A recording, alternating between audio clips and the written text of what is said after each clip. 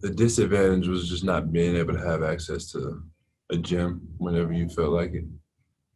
I think the advantage was for me, like I said, I have two children, so um, I really haven't been able to celebrate holidays or birthdays like that since high school. So just being around my family, being able to be there for all those holidays and all those birthdays this past year, and then also just seeing my kids grow up every single day for 8, 9 months straight is something that I probably would have never gotten if COVID never took place. So those are the things I'm super grateful for. I've become a better father, better family man, son, man to my girl. So I think it's been beneficial in that way as far as for family, 100%. Next question goes to Alex Schiffer of The Athletic. Hey, Taurean, kind of piggybacking off that, I want to say you tested positive for the virus not too far after DeAndre or around that time. Just do you remember how close it was for you being able to potentially play in the bubble? He said he had to register a negative test by a certain day. Was it a similar thing for you? Or just how did that all go down at the time?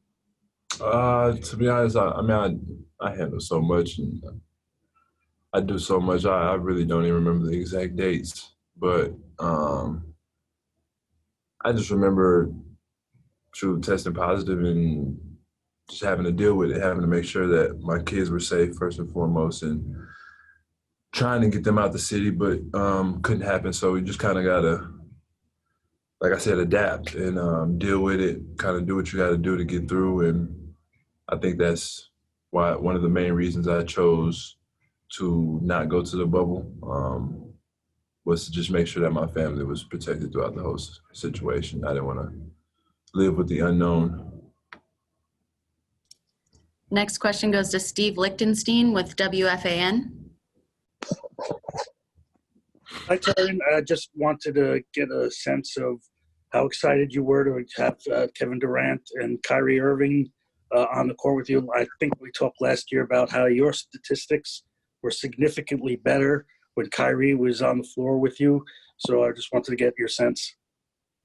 It's been great. Those guys are better leaders than I think people realize, and they always try to get certain guys together whenever the situation calls for it. But it's been a blessing in disguise. I'm just trying to take advantage of every day and learn as much as I can and pick their brains.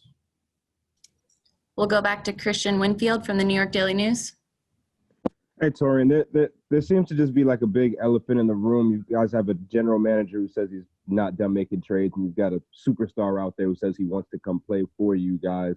I'm just curious, how is that being received? You know what I'm saying? I mean, obviously there's the level of you guys are professionals, and every day you're going to go out there and play because that's your job. But you guys are also human beings, right? And you guys also hear these things. Just how do you process everything that's happening this off season, and kind of how do you just keep a level head knowing that it's a long season and no matter who's around, you guys are trying to go win that championship? Yeah, I mean, as far as rumors, I mean, I've been in the league 5 years, so I don't think, I mean, besides this team, I don't think I've ever had the same teammates halfway through the season or on the second half that I did the first half. So I'm kind of used to seeing new faces and I've also been traded myself. So the fear of that or that not wanting to happen or however you want to put it is kind of like gone because you've realized you can't control that. You've went through that before. So I just kind of take it day by day. I know what type of guy we are. I'm sure all of us players know what type of players we are. And at the end of the day, it's a business, so you can't really pay attention to that. You'd be doing yourself a disfavor. Thank you. Next up, we'll go to Brian Lewis of the New York Post. Hey, Taurean. Hope you're well. I am curious. You mentioned Katie and Kyrie, and you thought they were better leaders than most people, maybe either realize or understand. I'm just curious, what is it about them that you think that they don't get the respect for their leadership abilities? And do they have different leadership styles? I mean, maybe Kyrie's more vocal, and maybe Katie's more lead by example. How do they lead, and why do you think people don't realize how good of leaders they are? How do they lead? They're both vocal. They both lead by example. They both will come up to you and talk to you, say what you did wrong, but also thing that surprised not only myself, but I'm sure a lot of guys, is that they receive criticism from their teammates very well. So if we feel like we want to correct them or need to, or we talking to them about a situation where they could have been for us, it's like the same thing vice versa. You don't feel that pressure not to be able to go tell your star, I call it the screen next time, or whatever the situation may be. And as far as why people don't realize the leadership, I think it's just because they're not around them daily. So, I mean, I really can't even blame them that people have a narrative to keep up. So that's really a personal thing for them. But it's kind of like a situation with Kyrie. You see his highlights every so much time when you were not on his team, and when he's in front of you doing it every single day, it just makes you that much more wowed by everything. So I think it's a situation where people just got to be around them to see it for themselves. Next question goes to Tom Dowd from BrooklynNets.com. Hey, Torian, you mentioned a couple minutes ago you're used to seeing new faces, and obviously there's some new faces this year, plus a new coach. What are your expectations as far as role? Last year you were at the 4, before that in Atlanta you played a lot of 3. Where do you think you kind of fit in with, some of the new changes that have happened? That's the thing about me, man, is I just want to be on the floor. I really don't mind if it's at the 3 or 4.